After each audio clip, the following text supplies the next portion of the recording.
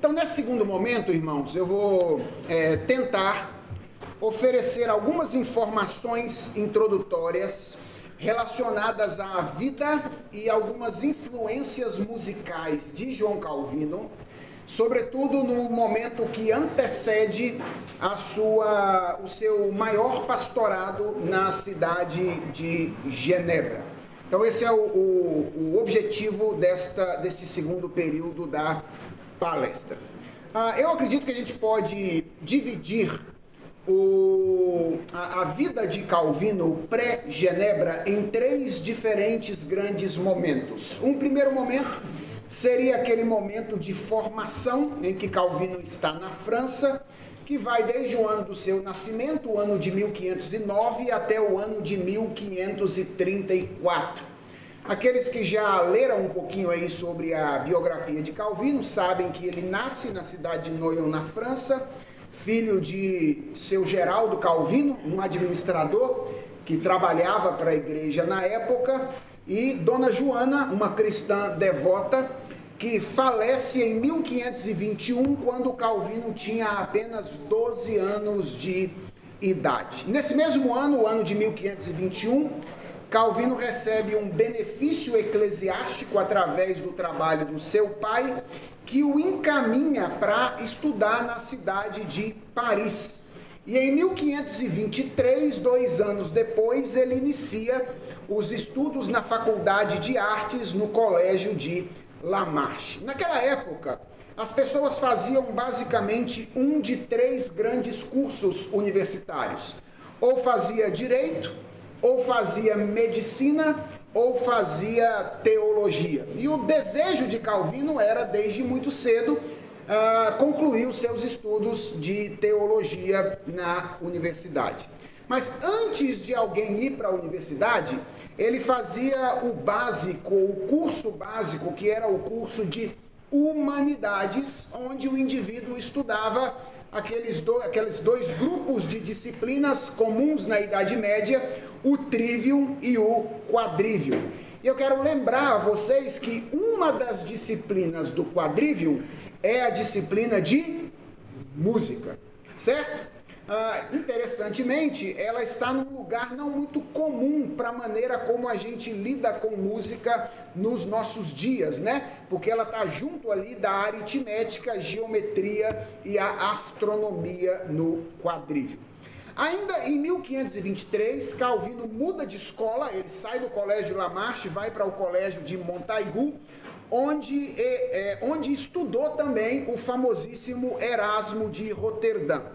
E ali no colégio de Montaigu, irmãos, ele tem contato com um movimento medieval, com o qual as suas ideias musicais resguardam muitas semelhanças. Como é que é o nome desse movimento? É um movimento chamado Devotio Moderna, ou Devoção Moderna, que era um movimento que surgiu no século XIV, no final do século XIV, como uma reação àquela tendência mais especulativa da teologia medieval e que considerava a importância dos afetos na relação com Deus. Então, esse movimento com o qual Calvino vai conviver no colégio de Montaigu, a Devotio Moderna, que enfatizava o lugar dos afetos na relação com Deus, vai marcar muito significativamente a visão musical de Calvino. Eu quero que você perceba como é que a providência de Deus vai dando a esse homem a oportunidade de encontrar ferramentas para fazer o que ele vai fazer posteriormente. Então ele estuda música, estudando o quadrivium lá no curso de humanidades, aí ele muda de colégio, vai para o Montaigu e lida com esse movimento que é a Devotio Moderna, com o qual a sua visão musical tem muitas semelhanças. Por exemplo, uma das características do pensamento musical de Calvino é que Calvino quase que equivale música e oração. No pensamento de Calvino, cantar é orar. Então essa relação entre música e oração vem exatamente desse movimento da devotio moderna do final do século XIV. Uma outra característica do pensamento de Calvino, musical, é que ele tinha certa compreensão dos perigos da música. Muito na linha de Agostinho. Lembra de Agostinho, que também era alguém que temia as melodias complexas e etc. O perigo de uma melodia ofuscar a letra em uma canção. Então, toda essa dificuldade de Calvino, por exemplo, com instrumentos musicais. Então, Calvino era defensor do canto a capela. Amanhã a gente vai ver exatamente por quê. Então, ele era defensor do canto a capela. Acreditava que nenhum instrumento musical deveria ser usado por ocasião do canto congregacional. A dificuldade dele com a polifonia, o canto em 4 vozes. Então, a defesa do canto monofônico. Tudo isso tem a ver um pouco com esse medo, esse receio em relação à música, que é fruto também do movimento da devotio moderna. E esse interesse, uma terceira característica da visão musical de Calvino, é o interesse em uma espiritualidade inclusiva. Eu sei que essa palavra é perigosa nos nossos dias, né? Mas naquela época, inclusiva significava simplesmente incluir os fiéis no canto congregacional ou na participação na liturgia, visto que na missa católica os fiéis não participavam ativamente daquilo que acontecia. Então, por exemplo, a defesa que Calvino faz do acesso à literatura no vernáculo, a tradução da escritura, etc., tudo isso tem alguma relação com esse movimento da devotio moderna, com o qual ele se relaciona no colégio de Montaigu. Ali no Montaigu, Calvino completa os seus estudos preparatórios, recebe o diploma de mestre em humanidades e o interesse dele era estudar teologia. Mas em algum momento entre os anos de 1527 e 1529, o pai de Calvino recomenda que ele estude direito, ao invés de estudar teologia. E Calvino, como um filho obediente, obedece o seu pai e vai então estudar direito. Alguns anos mais tarde, Calvino escreveria sobre essa experiência, essa relação com o seu pai, quando ele comenta os Salmos, mais especificamente, eu não tenho aqui o registro de qual é o Salmo, mas na edição da Paráclitos, no volume 1, então isso aqui deve ser o Salmo 1º, viu? Está na página 37 e 38, vocês podem buscar essa citação lá depois. Então ele diz aqui: quando era ainda bem pequeno, meu pai me destinou aos estudos de teologia. Mais tarde, porém, ao ponderar que a profissão jurídica comumente promovia aqueles que saíam em busca de riquezas, tal prospecto o induziu a subitamente mudar o seu propósito. E assim aconteceu de eu ser afastado do estudo de filosofia e encaminhado aos estudos da jurisprudência. Então, seminarista, se o seu pai ou sua mãe alguma vez falou com você, esquece esse negócio de teologia que você não vai ganhar dinheiro com isso, vai ser jurista ou alguma coisa parecida, saiba, o pai de Calvino fez a mesma coisa com ele, certo? Então, fique tranquilo, você não é o único que ouviu que a teologia não ia te dar dinheiro e que você devia fazer outra coisa da sua vida. Então, em 1529, ele vai para Bourges para estudar com um jurista muito famoso naquela época chamado Andrea Alciati. No ano seguinte, 1530, Calvino se licencia em Direito, e aí em 1531 acontece um evento que vai mudar significativamente a vida dele, que é a morte do seu pai. Então, o que prendia Calvino ao direito era exatamente a vontade do pai dele. E aí, quando o pai dele morre em 1531, ele se sente desobrigado dos estudos jurídicos, retorna a Paris para estudar com um grupo que era chamado de os intérpretes do rei, que era um grupo que o rei Francisco I tinha criado e alocado na Universidade de Paris, com o objetivo de neutralizar de alguma forma o espírito mais intolerante que dominava a faculdade de teologia da Sorbonne. E aí, por meio dessa faculdade, a ideia de Francisco I era influenciar o restante da universidade. Então ele junta ali um grupo de estudiosos muito competentes para estudar com esse objetivo. E esse grupo de professores atraía muitos jovens estudantes. Por quê?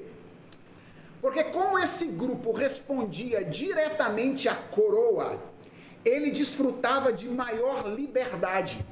E os mestres que compunham esse grupo encarnavam o espírito de ensino acadêmico independente e livre, de pesquisa científica, livre dos decretos arbitrários de uma todo-poderosa faculdade teológica.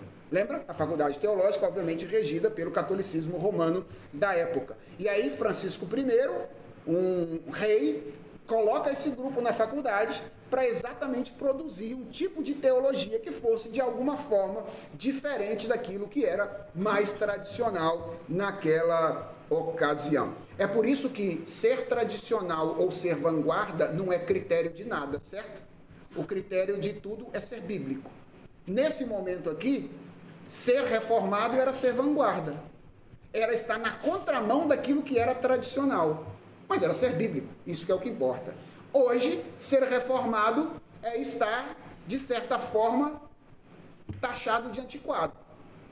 Bem, se a gente considerar que ser reformado é ser bíblico, então que o sejamos. Porque o que importa não é se somos vanguarda ou se somos tradicionais. O que importa é se somos bíblicos. Esse é o ponto de partida que nós devemos ter. Calvino, então, passa cerca de 2 anos aprendendo com esse grupo ali em Paris, e foi em algum momento nesse período, entre os anos de 1533 e 1534, que acontece a sua conversão ao movimento da reforma em uma vertente pública, não é? Então, Calvino diz que ele já estava afeiçoado de alguma forma pela reforma, mas é nesse período que ele publica a sua fé como um reformado. Nesse mesmo período, 33, 34, os ânimos ali entre os católicos e os protestantes começam a se acirrar na cidade de Paris, em virtude de algumas acusações de protestantes à Eucaristia católica. E aí Francisco I, então, abre uma perseguição aos protestantes, e isso faz com que Calvino fique perambulando de um lado para o outro por algumas cidades, entre elas uma cidade que a princípio não tem muita fama no ministério de Calvino, mas que vai ser extremamente importante da perspectiva musical, que é a cidade da Basileia, onde Calvino teve por 2 anos vivendo ali. Então, o próximo período é exatamente esse período na cidade da Basileia, mas eu quero destacar 2 lições importantes que a gente pode aprender com esse primeiro período da vida de Calvino entre 1509 e 1534. Então, a primeira coisa importante que eu creio a gente precisa se atentar para ela aqui é que Deus conduz a nossa vida para os fins que Ele mesmo destinou, apesar dos empecilhos que eventualmente nós possamos encontrar pelo caminho. Então veja, Calvino tem que enfrentar aos 12 anos a morte prematura da sua mãe. Calvino tem que lidar com a vontade diferente do seu pai durante um tempo da sua vida e do seu ministério. Mas é curioso como através de tudo isso, Deus está conduzindo a vida desse jovem pastor, dando a ele certa formação que vai ser extremamente importante para que ele realize o seu ministério. Então, Deus conduz a nossa vida, mesmo que a gente tenha que passar por situações e circunstâncias difíceis. E a segunda coisa importante é que, em nossa vida, aprenda isso, não existe fato irrelevante para a nossa formação teológica e ministerial. Não existe fato irrelevante para a nossa formação teológica e ministerial. Às vezes eu vejo algumas pessoas estabelecendo assim um juízo sobre estudar ou não estudar tal coisa, tendo uma oportunidade à sua frente para fazê-lo. Deixa eu lhe dizer uma coisa, se você tem uma oportunidade de crescer no conhecimento da realidade criada, não perca essa oportunidade. Por mais que você diga, mas estudar música vai mudar o que meu ministério? Estudar matemática vai mudar o que meu ministério? Assistir esse curso que se abriu aqui na cidade sobre a filosofia de Immanuel Kant vai fazer que diferença para mim? Veja, não há fato irrelevante para a nossa formação teológica e ministerial. Calvino estuda música no colégio, depois Calvino se encontra com o movimento e participa de uma atmosfera. Ele não menciona literalmente a devotio moderna como influente sobre o seu pensamento, mas as semelhanças entre o pensamento dele e essa história anterior dele é inevitavelmente percebida quando nós estudamos o pensamento do reformador. Dito isso, vamos então para o segundo grande período aqui antecedente ao primeiro ou ao maior ministério de Calvino, que são os anos de 1535 e 1536, quando Calvino vive na Basileia. A Basileia já era uma cidade importante desde o ano de 1530, quando a reforma se estabeleceu ali na cidade. Tanto é que o historiador Lucien Febvre vai chamar a cidade de Basileia de a cidade santa dos humanistas. Essa é a expressão que esse historiador vai utilizar para se referir à cidade ali. Ali Calvino convive com grandes humanistas que são favoráveis à reforma e ele conhece uma cidade verdadeiramente impactada pela reforma protestante.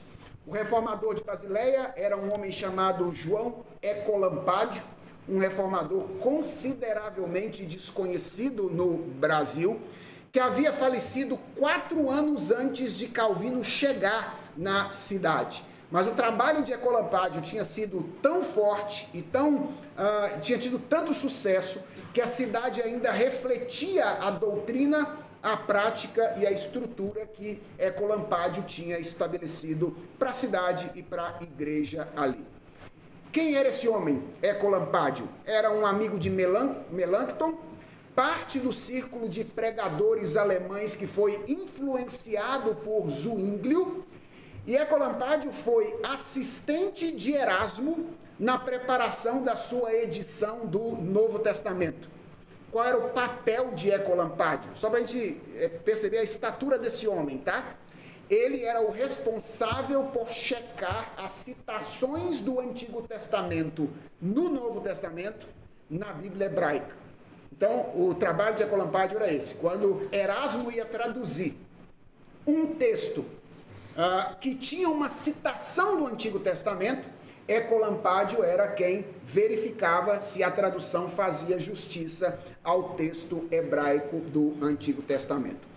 E Ecolampádio tinha promovido uma reforma litúrgica muito significativa na cidade da Basileia, incluindo a música. Uma das estudiosas mais importantes da liturgia da reforma, Diane Poitras, afirma que em 1526, meio subitamente, isso era incomum, tá? No domingo de Páscoa, a congregação de São Martim, palavras de Diane Poitras, irrompeu espontaneamente cantando salmos em alemão durante o serviço. Nada do tipo havia acontecido em lugar algum. E então o conselho proibiu imediatamente esse canto. E a resposta da congregação qual foi? Simplesmente continuar a cantar. A congregação desobedeceu o conselho da cidade e continuou cantando os salmos em alemão, apesar daquela proibição. Quando Calvino chega na Basileia, a proibição já tinha caído, certo? E já era costume cantar os salmos em alemão na cidade. E Calvino convive com esse ambiente. Ao que tudo indica, a ideia, ou pelo menos a atmosfera do canto salmódico, foi absorvida por Calvino da sua experiência nesses 2 anos na cidade de Basileia e do trabalho de Ecolampádio. E aqui, irmãos, está uma lição que eu considero extremamente importante. Qual é a lição? Ninguém faz nada sozinho. Ninguém faz nada sozinho. Quando a gente olha para o projeto musical de Calvino, a gente percebe algo muito bem estruturado, como a gente vai ver amanhã, princípios, não é, muito sólidos sendo colocados em prática, mas aquilo não veio da cabeça dele exclusivamente. Ele teve que conviver com pessoas que o ajudaram a perceber coisas que ele não teria visto se ele estivesse sozinho. Principalmente mudanças significativas como aquelas que aconteceram na música por ocasião da reforma, não podem acontecer pela ação de um único homem ou de uma única pessoa. Isso é uma lição para nós, irmãos, porque, em geral, nós temos essa ideia, sobretudo quando nós estamos no seminário, quando estamos nos formando, de que nós vamos realizar um ministério solo e os efeitos serão vistos única e exclusivamente daquilo que nós vamos produzir ao longo do nosso ministério. Olha, as pessoas que marcaram de maneira significativa a história da igreja, elas foram apenas os anões nos ombros de gigantes. Pessoas que estavam reverberando o trabalho de muita gente desconhecida, que, apesar de não desfrutar de muita visibilidade, são responsáveis por promover as mudanças significativas que estão sendo promovidas ali. E aqui também tem uma lição interessante, né? Boa parte das pessoas responsáveis pelas mudanças não se tornarão conhecidas.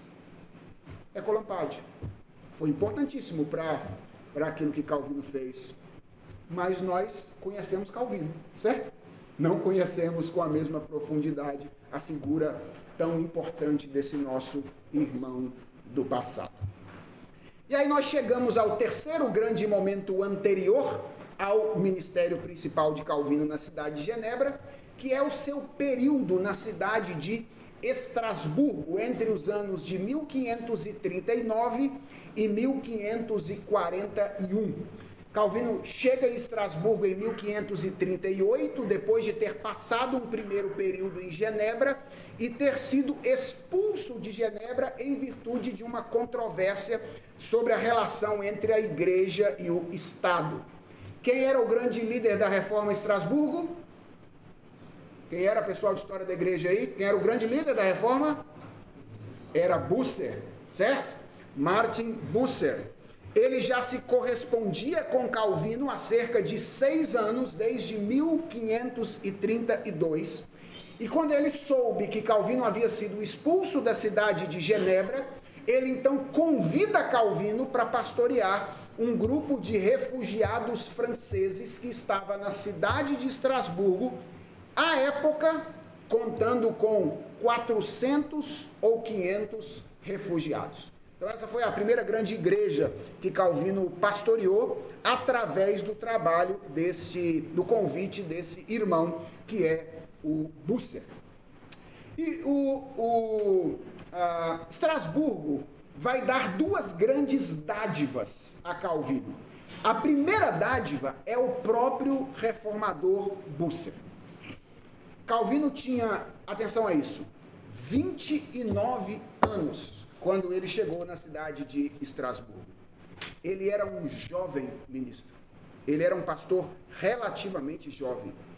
Bucer era 18 anos mais velho do que Calvino. E ele funcionou como um grande mentor para João Calvino durante aquele período ali. Bucer primeiro abraça Calvino. Quando ele chega na cidade, Bucer hospeda Calvino na casa dele. E depois, dizem os historiadores, que ele encontra uma casa com um jardim compartilhado, onde os dois facilmente podiam conversar, ou se encontrar e conversar. Então eles moram no mesmo terreno para poderem ter esse tempo de conversa com frequência. E Calvino nutriu profunda admiração por Bucer como exegeta e reconheceu a sua autoridade espiritual. Gente, no ano de 1541, mais precisamente no mês de outubro, Pouco mais de um mês depois do seu retorno a Genebra, Calvino escreve uma carta para Bucer. E nessa carta ele confessa o seguinte, ele diz assim: se de algum modo eu não corresponder à sua expectativa, o Senhor sabe que estou sob seu poder, sujeito à sua autoridade. Admoeste, castigue e exerça todos os poderes de um pai sobre o seu filho. Mais ou menos a mesma coisa que pastores jovens fazem hoje com respeito aos mais velhos, né? Mais ou menos, né? Mais ou menos a mesma coisa. Veja como é que Calvino olha para Bucer como um pai. E ele diz: olha, você tem autoridade sobre mim. Se eu não conseguir cumprir a expectativa que você tem a meu respeito, me perdoe. E eu quero que você me chame a atenção, me corrija a qualquer momento, porque eu quero ser orientado, eu quero ser dirigido através de você, por meio ou pelo Senhor, através de você e da sua palavra. Então, a primeira dádiva que Calvino encontra na cidade de Estrasburgo é o próprio Bucer. E a segunda dádiva é a experiência na própria cidade. Calvino fica 3 anos na cidade de Estrasburgo. Estrasburgo era uma cidade livre de fala alemã naquela época, extremamente influenciada pelo humanismo. Religiosamente, ela tinha sido muito influenciada pelas ideias de Lutero, inclusive pelas ideias musicais. E aqui vai uma curiosidade interessante. Embora a tradição musical calvinista e a luterana, elas se distingam exatamente porque na tradição calvinista o cântico do texto sagrado, literalmente, ou mais literalmente é mais valorizado, enquanto a tradição luterana é mais autoral. Então essa é a distinção entre uma tradição e outra. A tradição calvinista é mais apegada ao texto no canto. A tradição luterana é uma tradição mais autoral. Apesar disso, a ideia de paráfrases de salmos em versos rimados, ajustada ao canto congregacional, não é originalmente calvinista. Ela é originalmente luterana. Foi Lutero quem teve essa ideia, primeiramente, de musicar paráfrases de salmos para o canto congregacional. Então, a cidade de Estrasburgo já tinha visto isso acontecer também. Então, depois da experiência lá em Basileia, Calvino tem uma nova experiência com salmos agora na cidade de Estrasburgo. Ali, a salmodia congregacional tornou-se uma prática comum e foi vigente durante todo o período em que Bucer liderou a reforma na cidade. Logo quando chegou lá, nos primeiros dias, Calvino conheceu as catedrais, viu o canto dos salmos em alemão, e isso parece tê-lo impressionado de maneira extremamente significativa. Tanto é que ele imediatamente começa a fazer versões em francês, o que origina o primeiro pequeno inário, ainda em Estrasburgo, alguns salmos e cânticos para o canto congregacional, publicado em 1539. Então, aquilo impacta Calvino e ele rapidamente traduz e começa a produzir salmos para serem cantados pela sua congregação de refugiados em francês na cidade de Estrasburgo. E em 1541, então, Calvino volta a Genebra, onde ele vai produzir e aplicar de maneira mais robusta a sua visão eclesiológica e a sua visão musical. E eu quero encerrar a minha palavra de hoje, antes de abrir aí para, eventualmente, algumas questões, destacando 2 coisas, finalmente, sobre esse último período. Primeiro, irmãos, percebam aqui a importância de treinamento para Calvino, certo? Percebam a importância de treinamento. Olha como é que Deus foi conduzindo a vida desse homem para que ele passasse por treinamentos importantes antes de fazer o que ele tinha que fazer. Então, 2 anos da Basileia, depois 3 anos na cidade de Estrasburgo. E aqui vai uma palavra, sobretudo, para os meus irmãos que estão estudando, começando a carreira teológica e a vida ministerial. Irmãos, não coloquem o carro na frente dos bois. Não coloquem o carro na frente dos bois. Deus nos conduz por caminhos difíceis para treinar-nos, para que no futuro, quando nós estivermos mais maduros, nós possamos abençoar de maneira significativa o reino de Deus. É claro, você pode fazer isso desde cedo. Deus usa pessoas imaturas também, mas, em geral, Ele vai nos preparando e é na medida que nós vamos nos amadurecendo que Deus vai nos usando de maneira ainda mais significativa. Então, lembrem-se disso, da importância do treinamento. Quando você for para o campo, no primeiro ano de ministério, calma, não queira mudar todas as coisas do dia para a noite. 10 anos de ministério, 20 anos de ministério, não faz mal a ninguém, para a gente começar a pensar em fazer algumas coisas mais significativas na nossa vida e ministério pastoral. E a segunda coisa importante que eu acho que a gente precisa aprender aqui é a importância dos bons amigos. Bons amigos. Busser foi um excelente amigo para Calvino. A gente precisa de bons amigos no ministério. Gente que percebam as nossas virtudes e ofereçam oportunidades para a gente mesmo quando nós somos ainda jovens. Calvino era jovem, para um pastor naquela época, 29 anos, ainda era jovem. Mas Busser confiou naquilo que Calvino estava fazendo e, obviamente, na graça de Deus atuando na vida daquele jovem. E ele deu a ele as oportunidades que ele precisava para crescer no ministério pastoral. Amigos que não apenas nos deem oportunidades, mas que sirvam para nós como referência e como alguém a quem a gente vai prestar contas no nosso ministério pastoral. Então veja como é que Calvino se dirige a Busser dizendo: olha, você tem toda a autoridade sobre mim para chamar minha atenção e para me corrigir, e eu oro a Deus para que eu permaneça humilde para dar ouvidos a esta orientação. E, irmãos, ao que tudo indica, embora haja uma caricatura de Calvino como um personagem meio ácido, assim, há uma caricatura, parece que Calvino era um sujeito muito relacional, muito relacional. Por que eu estou dizendo isso?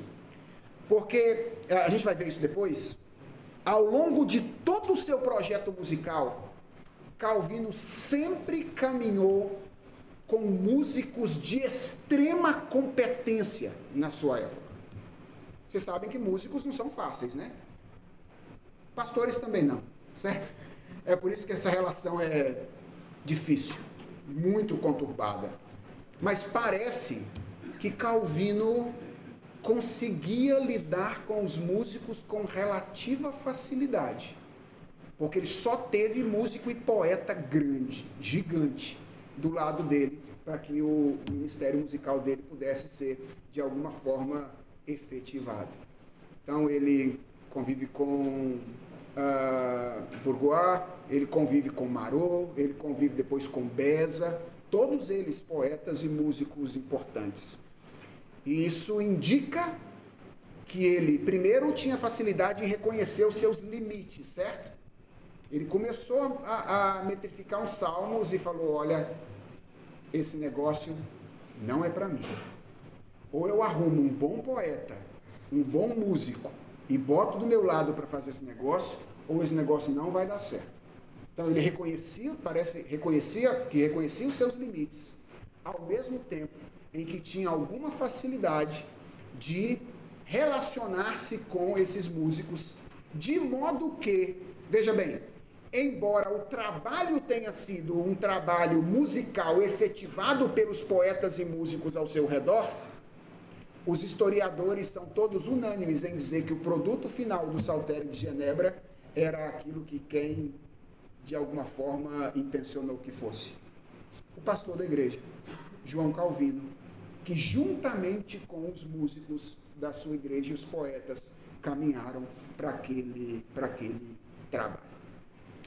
Então, isso mostra a importância dos bons amigos e a importância de que tenhamos a habilidade relacional para nos relacionarmos com pessoas que têm competências diferentes das nossas e que são tão importantes quanto nós somos para que a igreja cante aquilo que ela deve cantar do modo como ela deve cantar. Em geral, nós não somos chamados para tocar o instrumento, para reger a igreja. Não, em geral. Pode ser que alguns pastores acumulem essas habilidades, mas não é exatamente esse o nosso papel. Nosso papel é pensar como os princípios da Escritura se aplicam ao canto congregacional de uma igreja, em uma época, em um contexto particular, e ajudar as pessoas da nossa comunidade, sobretudo aqueles que têm talentos e habilidades que nós não temos, para que elas sirvam a um projeto que é um projeto comum, baseado em princípios sólidos e objetivos extraídos da Escritura Sagrada. Esse é o papel do pastor, é para isso que nós fomos chamados, e queira Deus que nós sejamos abençoados na tarefa de dirigir a nossa igreja nesse trabalho.